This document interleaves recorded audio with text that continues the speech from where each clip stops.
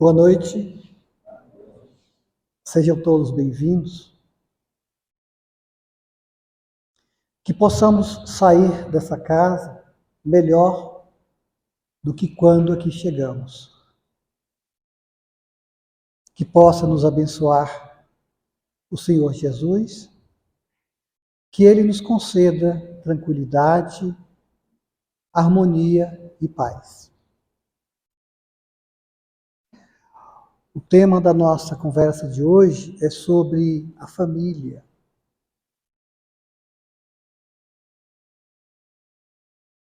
O espírito, depois de residir temporariamente na erradicidade, renasce na condição humana, trazendo consigo herança boa ou má do seu passado.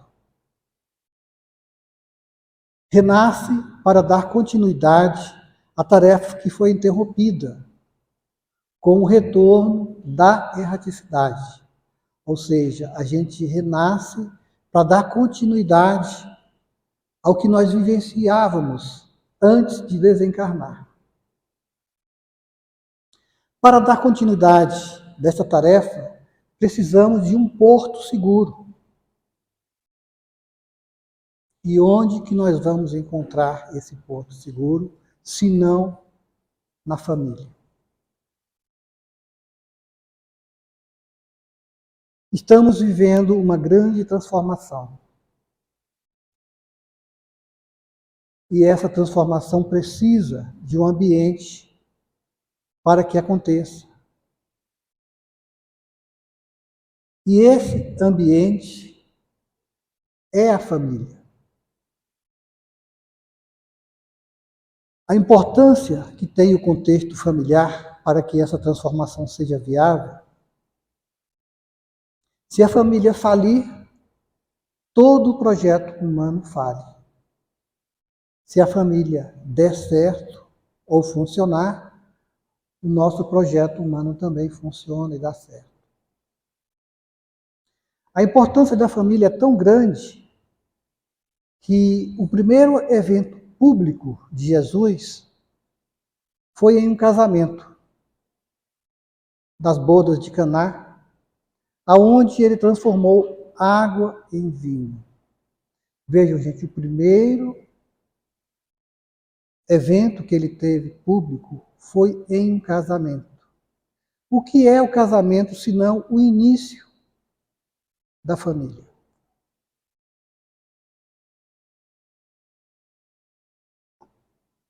Todos nós sabemos que a Terra em que nós estamos é um mundo de provas e expiações. Mas é só isso? Só provas e expiações? Além das provas e expiações, nós também temos missões. Todas as vezes que temos a responsabilidade de fazer algo para servir de exemplo a alguém, e isso for feito por amor, é uma missão. Quando nós levamos a nossa profissão, o nosso trabalho, por amor, quando nós cuidamos do meio ambiente por amor, quando nós cuidamos de plantas e animais por amor, e quando também nós cuidamos de pessoas por amor. Isso, gente, não é prova nem expiação. Isso é missão. Quando recebemos a responsabilidade de tutelarmos alguém no curso da nossa encarnação por amor, ou seja, quando recebemos um filho, quando nós nos tornamos pais ou mães, isso também não é prova de expiação, é missão. Então, quando você se torna pai, se torna mãe, você está concretizando uma missão. Existem 3 razões Porque os filhos nascem no nosso lar. A primeira são os laços de afeto. Aquele ser que está inserido na nossa família, que nós amamos profundamente. Nós não conseguimos ficar por muito tempo separados. É como se diz, no jargão popular, nós somos carne e unha. Então, gente, isso é um laço de afeto. O segundo seria os laços de natureza das provas. Normalmente, alguém que vem para a nossa família e que ele está ali. Nós não temos muita afinidade. Aquela pessoa não nos faz mal, mas também não nos faz bem.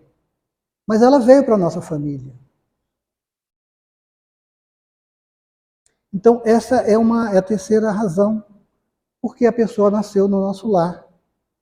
São os laços de naturezas provacionais. Muitas vezes a gente vai passar por dificuldade, morar em um lugar distante, uma doença muito difícil, e aquela pessoa vai continuar, vai estar conosco. Ou seja, ela está participando de uma prova. E a terceira razão, por que as pessoas encarnam juntamente conosco, são os laços desafetos. Quem aqui não tem um desafeto familiar, né?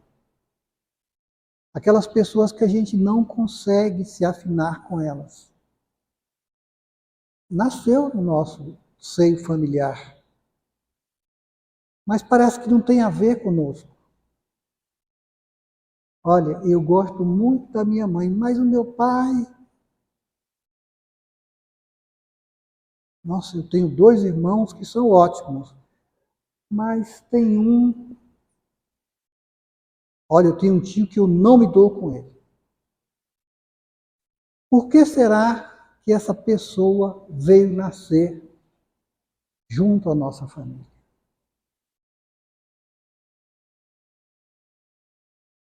Porque essa pessoa foi no passado um desafeto nosso. E ela veio renascer no seio familiar para que haja o acerto de contas, para que haja o perdão, para que haja o amor. É muito difícil essa prova, mas nós precisamos passar por ela. Aquele ser que eu não me dou, ele não está aqui por acaso. Sabe? Aquele sapo que nós temos que engolir. Aquela situação em que eu tenho que dar o braço a torcer. Ou aquela situação que eu tenho que fazer vistas grossas. É exatamente com esse parente desafeto, esse parente difícil, que nós precisamos conviver.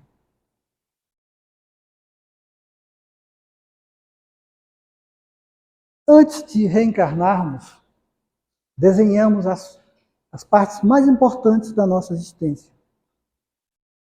Nós programamos lá, do outro lado, na erraticidade, se vamos casar, se vamos ter filhos, nosso grau de estudo, nossa profissão, quais as doenças eu vou ter, que religião eu vou professar, como que eu vou desencarnar no meu retorno ao mundo espiritual.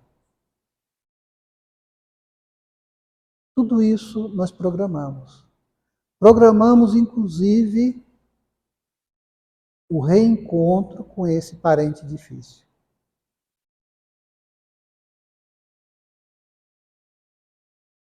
Há um planejamento para que determinadas entidades renasçam em nosso lar, biológica ou por adoção. Não importa se esse ser está no nosso lar por adoção. Importa que, para ele estar no nosso lar, foi programado. Ali é um filho adotivo, um irmão adotivo, mas é nossa família. E muitas vezes nós nos damos melhor com esse ser adotivo do que com um ser consanguíneo.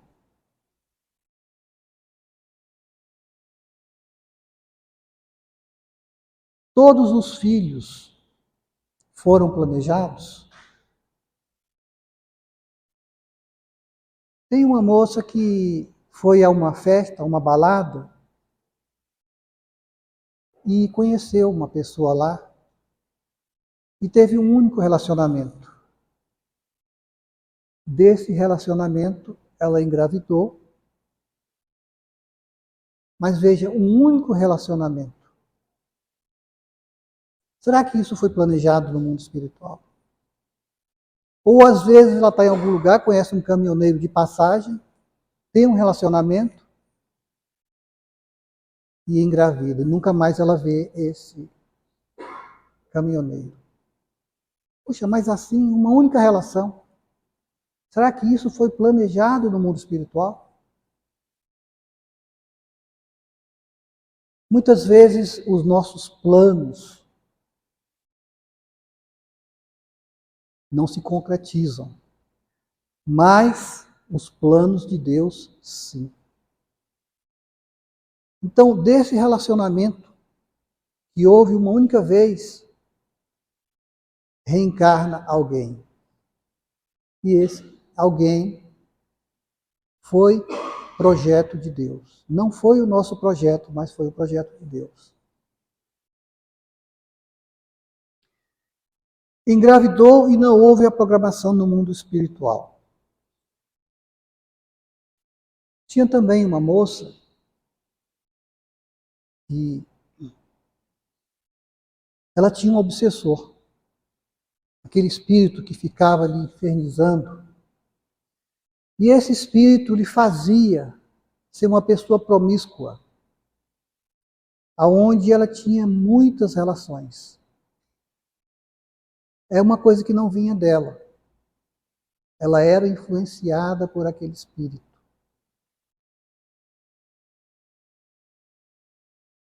A espiritualidade maior encontrou uma forma de resolver esse problema. Fez com que ela engravidasse desse obsessor, aonde ela trouxesse esse obsessor como filho. Então, a espiritualidade lá no alto chamou esse obsessor e falou: você vai reencarnar, por intermédio daquela pessoa que você obsedia. Com isso, acabou aquele problema de obsessão, porque surgiu o amor de mãe e filho.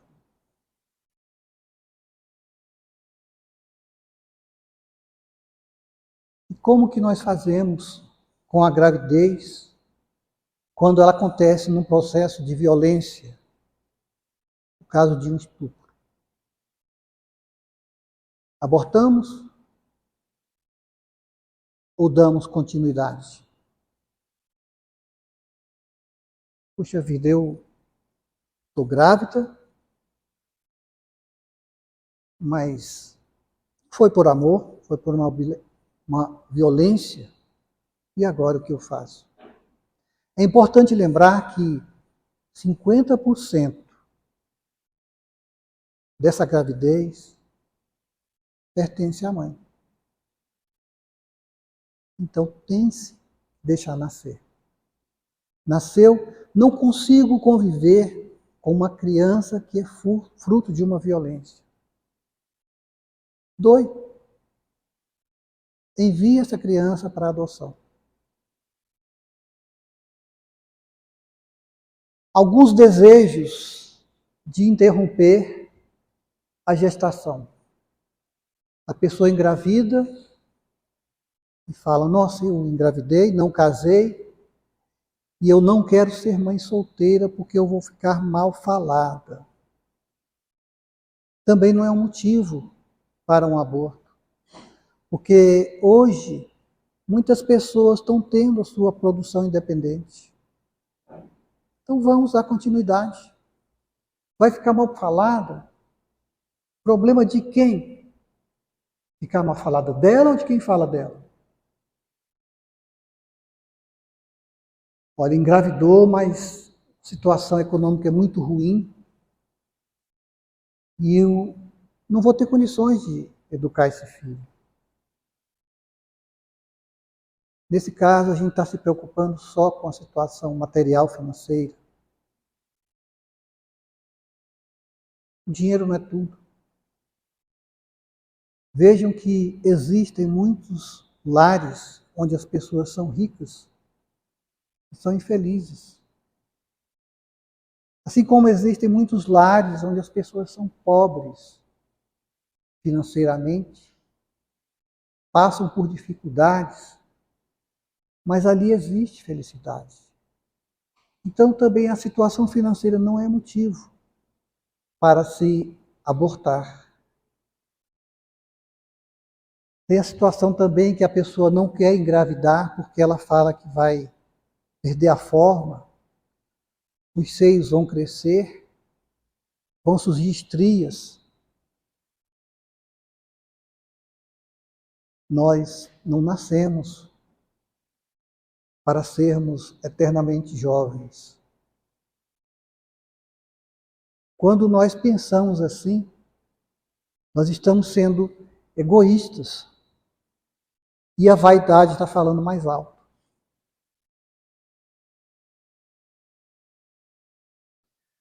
Ah, o casamento está tão ruim que uma gravidez vai fazer com que esse casamento termine.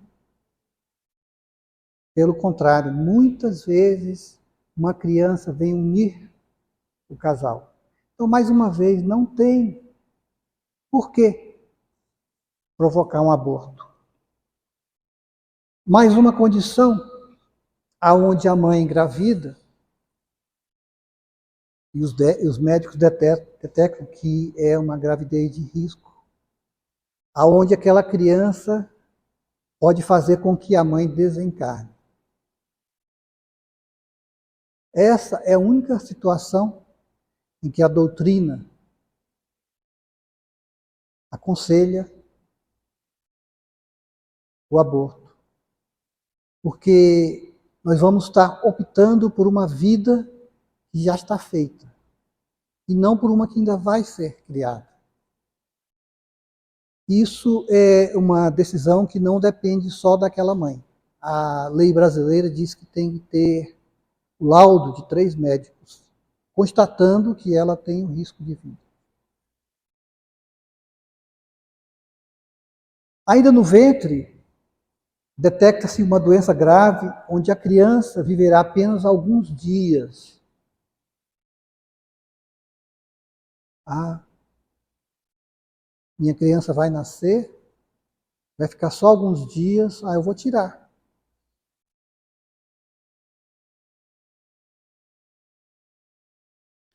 Alguns dias que ela vai viver, mais 9 meses que ela passou na barriga da mãe.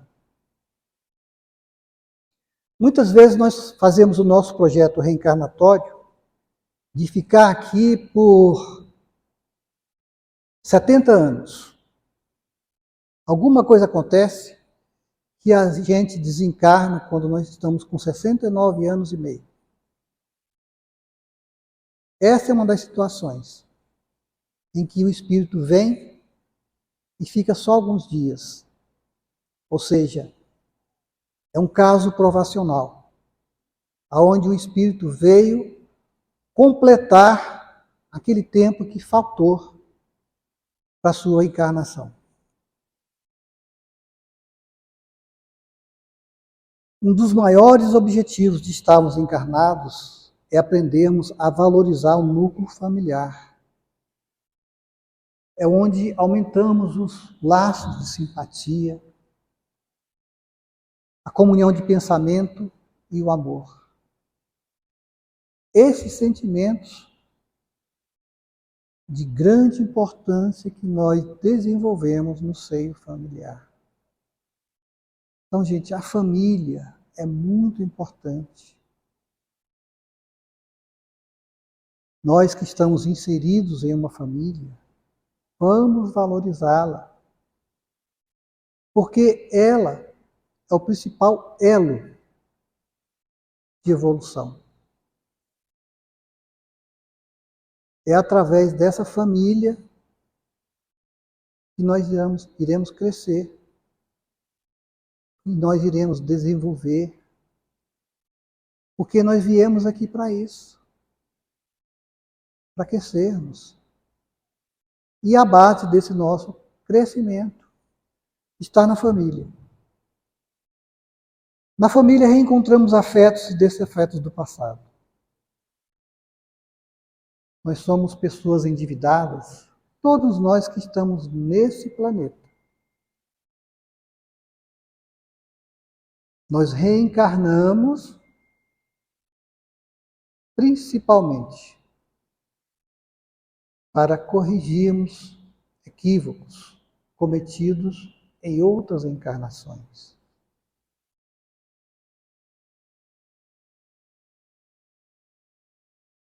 A família é onde a gente tem os laços de amor, aonde a gente se reconhece, aonde a gente se ama. Então, os nossos familiares, que a gente está nessa condição, nós nos identificamos profundamente com aqueles seres. Essa é família. Aquele ser que nasceu na nossa família, ou no nosso lar.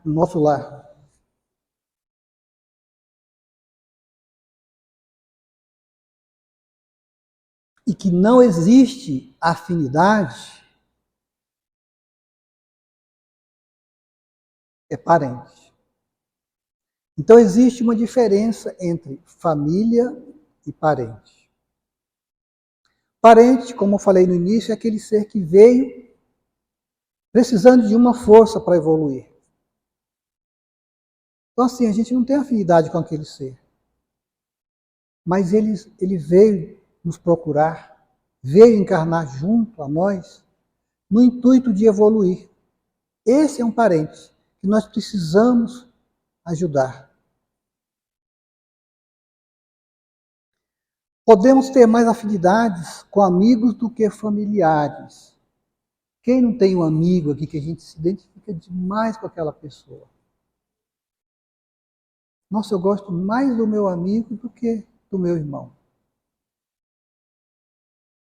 Normalmente, essa pessoa que você se identifica profundamente é sua família espiritual. Em uma encarnação passada, vocês foram muito próximos, pai, mãe, irmão, irmã. Nessa família, nessa encarnação, vocês se encontraram como amigos. Mas aquele ser que você gosta muito, que ele gosta muito de você, é sua família. Quem aqui não tem um amigo ou uma amiga que a gente se identifica profundamente com ele? Tenho certeza que aquele ser é seu parente, faz parte da sua família espiritual. Famílias distintas. Os laços espirituais fortalecem-se e ampliam-se. Os laços corporais extinguem-se quando acabam os interesses. Então, muitas vezes, tem aquele parente que convive conosco, depois de certo tempo, ele muda de cidade ou casa e nunca mais procura. Parente. A grande missão de pai e mãe está dentro do lar. Quem é que compõe a nossa família espiritual? Alguns seres que estão encarnados hoje e outros que estão lá no mundo espiritual.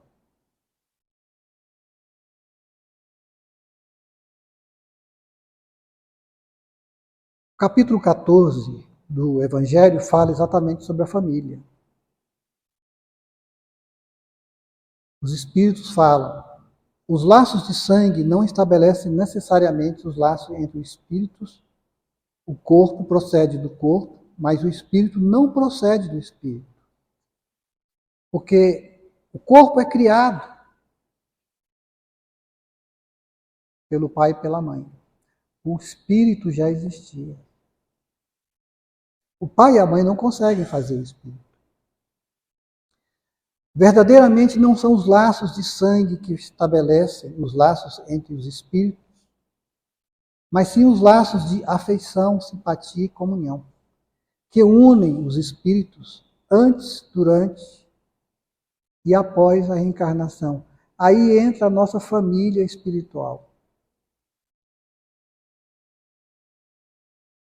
Em uma família com 3 filhos, 2 se afinam,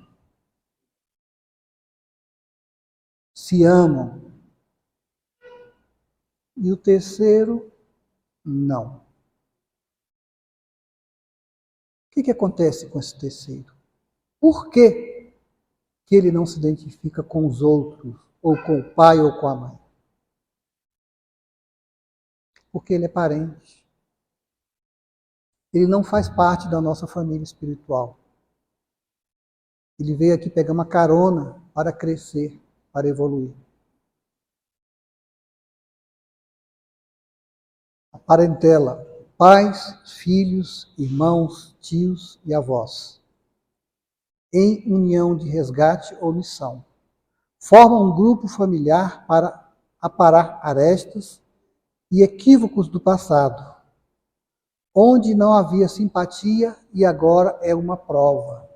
Então aquela família, aquela parentela, aquele monte de parentes que se ajuntam para dirimir erros e equívocos do passado. Eles estão tendo uma oportunidade de formar família. As dificuldades, gente, aparecem. Mas é importante que nós não nos esqueçamos que é uma prova. Conviver com um parente difícil é uma prova.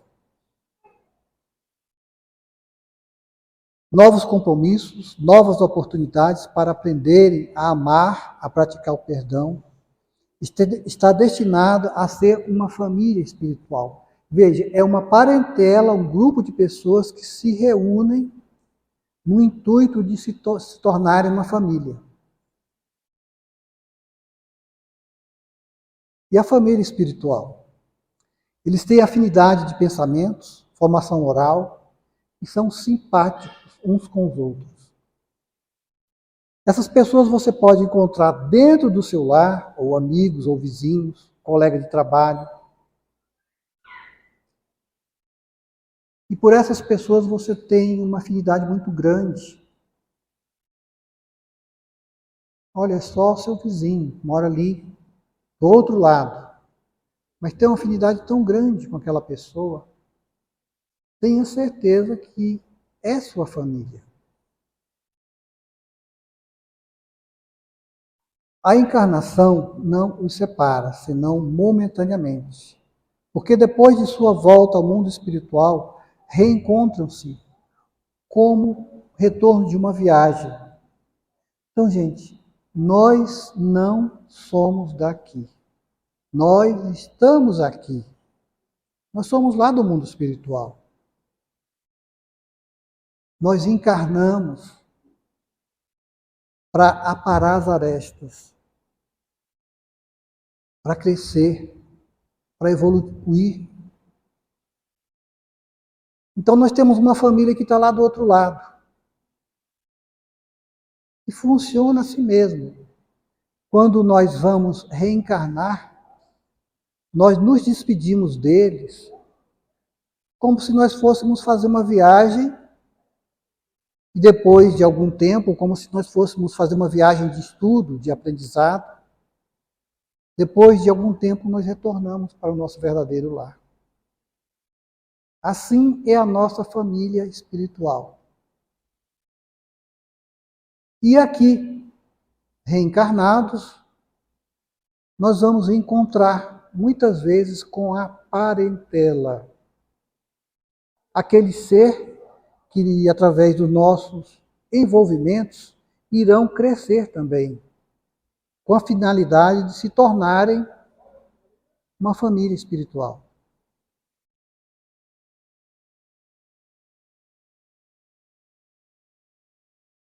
Família são laços que se estendem para além da presente vida, nos conectando com o passado e nos abrindo portas para um futuro glorioso. Aproveitemos a oportunidade que a misericórdia divina nos oferece para que consigamos nos reajustar pensamentos, sentimentos e atitudes com o futuro que esperamos. Vejam que nós estamos aqui encarnados, nós estamos sendo grandemente abençoados por estarmos aqui, por termos a grande oportunidade de praticar o perdão, de praticar o amor. Essa grande oportunidade com essas práticas nos elevará. Existe uma infinidade de espíritos desencarnados querendo essa oportunidade que nós estamos tendo. Nós estamos aqui, gente, encarnados. Temos tudo para crescer, evoluir. Então não vamos desperdiçar essa oportunidade. Não vamos perder a reencarnação.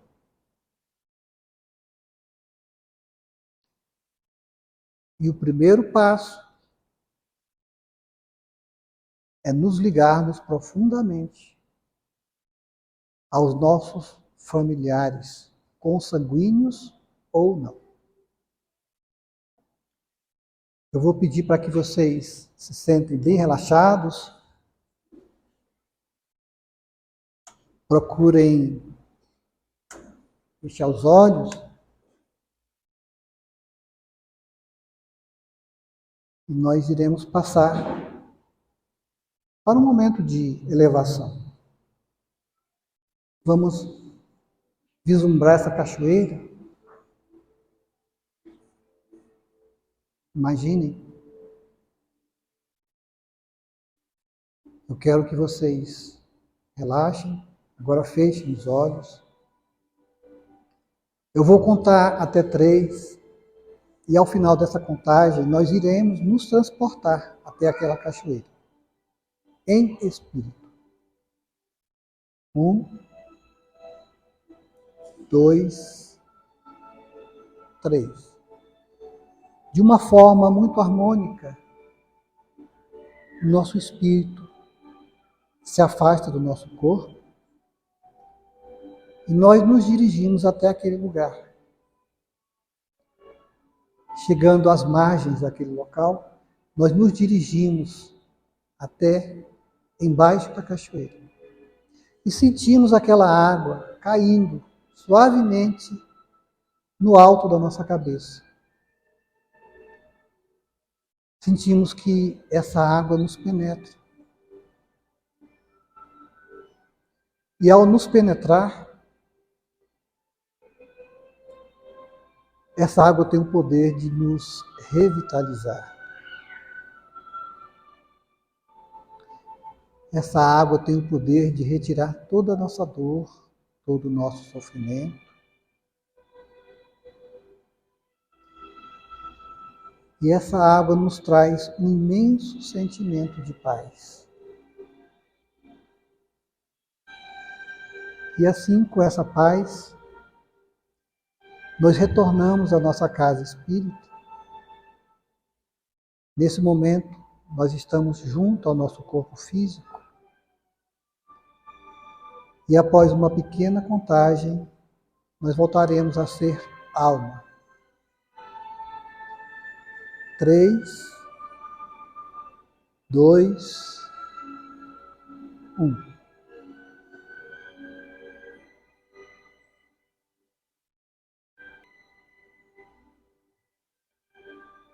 Eu quero agradecer a presença de todos e pedir ao nosso Mestre Jesus que derrame sobre nós suas bênçãos e que essas bênçãos sejam estendidas aos nossos lares e aos nossos familiares. Uma ótima noite a todos.